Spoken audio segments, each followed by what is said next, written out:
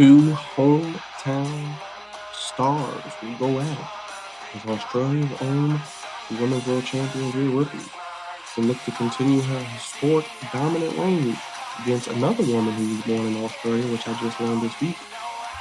Yeah, Nia, what is her nickname?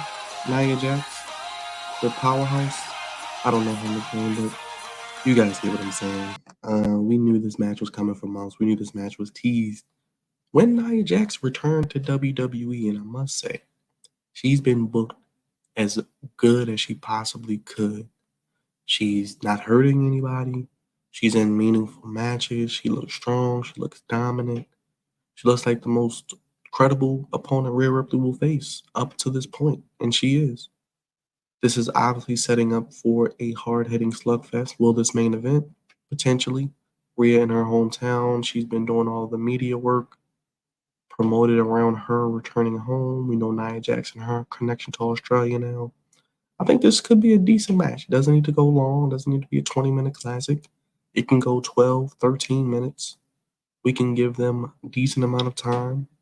Let Rhea look vulnerable against Nia Jax, make Nia look strong, and Rhea struggling to get offense in, and she eventually has a babyface comeback because we know she'll be a babyface, and she hits some big-time moves. We may even get an avalanche riptide off the rope, off of the second rope, potentially slamming Nia Jax, erupting the crowd, and allowing Rhea Ripley to retain her Women's World Championship.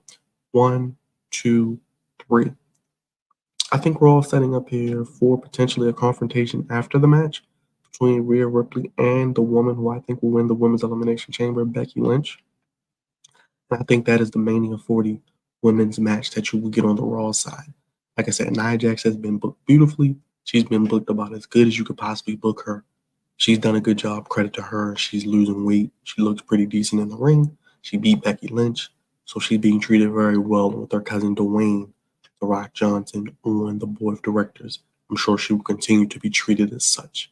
Now, what do you do with Nia at WrestleMania? Do you put her against a Jade Cargill? Do you put Nia against who? Who do you put Nia against? Do you do a Women's Royal Rumble and have Nia win that? That'll be intriguing to see what they do with Nia Jax heading into to WrestleMania, because I think she could be someone who could face Jade Cargill. But I'm going with Rhea Ripley here. I think it'll be a decent main event. Rhea will look good. She'll be babyface cheered. And she's going to retain her title and walk in to WrestleMania as your Women's World Champion. Not really much analysis needed for this match. We knew this was coming for months. They've been doing a good job building it up, making it have some heat, making it have some relevance and some story. I'm invested.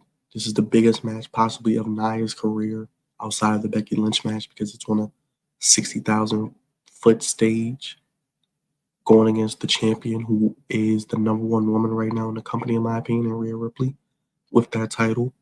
And this is a chance for Nia to continue to prove to herself that she's one of the top women in this division.